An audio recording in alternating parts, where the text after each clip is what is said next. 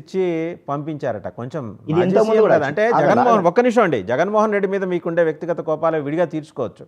But మాజీ సీఎంకి protocol ఉంటుంది. ఆ It never be happened. Protocol I am తప్పించడం.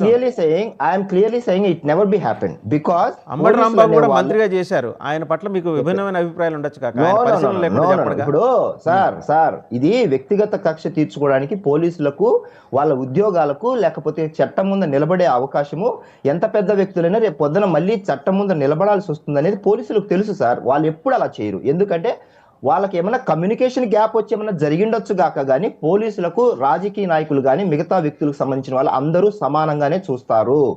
ఒకవేళ చట్టంలో ఉన్న లొసుగులను తీసుకొని కొందరు వ్యక్తిగతంగా తీసుకొని ఉండొచ్చు గాక, ఒకవేళ తీసుకుంటే ఏమవుతుందో ముగ్గురు ఐపీఎస్ ఆఫీసర్లు చేసిన ఘటన లాంటివి జరగచ్చు గాక కానీ పీపుల్ అంటే పోలీస్ ఆఫీసర్స్ అందరినీ పోలీస్ వ్యవస్థలందరినీ అలా చూడడానికి లేదు. మాజీ ముఖ్యమంత్రిగా ఆయనకు నిత్యం 58 మంది భద్రత ఉంటుంది. ఔటర్ రేంజ్ సెకండ్ లేయర్ లో ఆయనకు 98 మందితో భద్రత ఈ నిత్యము ఉంటుంది. అయితే నేను అడిగింది అది కాదండి. ఆయనకి ఇచ్చిన వెహికల్స్ గురించి నేను అడుగుతున్నాను. చెప్తున్నాను వెహికల్ గురించి కూడా చెప్తున్నాను. రఫీ గారు ఆగండి, మీరు ఆగండి. రఫీ గారు ప్లీజ్, రఫీ గారు ఆయన మాట్లాడండి. రఫీ గారు మీ దగ్గరకు వస్తా కదా. రఫీ గారు ప్లీజ్ అండి, ప్లీజ్ అండి. రఫీ గారు కాస్త మాట్లాడండి. ఆయన మాట్లాడాలి, బాజీ గారు మాట్లాడాలి, శేఖర్ రెడ్డి మాట్లాడాలి. ఆయన సార్ మీరు ఆగండి కాసేపు. రఫీ గారు ఆయన మాట్లాడండి. వివేక్ బాబు గారు వెహికల్ కు సంబంధించిన విషయాలలో ఇందాక చెప్పినట్టు ఎక్కడైనా ఆయన సడన్ గా ఒకవేళ ప్రోగ్రామ్ గురించి కావచ్చు, లేకపోతే వెహికల్ అందుబాటులో లేని వెహికల్ అది ఒకవేళ నిజంగా పంచర్ అయిన టైరా కాదా అనేది కూడా తప్పకుండా దాని మీద విచారణకి వెళ్తుంది. అంత ఈజీగా తీసుకోరు పోలీస్ వ్యవస్థ.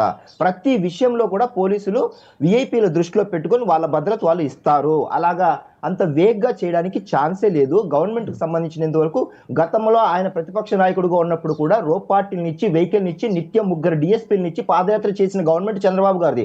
ఆ రోజు ఆయన బయటకు రాకుండా ఉంటే అసలు 3350 కిలోమీటర్ల పాదయాత్ర అసలు ఆయన చేసిండేవాడే కాదు.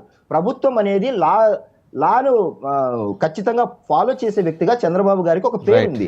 ఆయన అలాంటి పనులు బియాండ్ లైన్ వెళ్ళరు. ఒకసారి బాజీ గారి దగ్గరికి వెళ్దామండి. బాజీ గారి దగ్గర వైలేట్ చేసి వస్తూ మా మీద నిత్యము దూషణలు చేయడము, మా మీద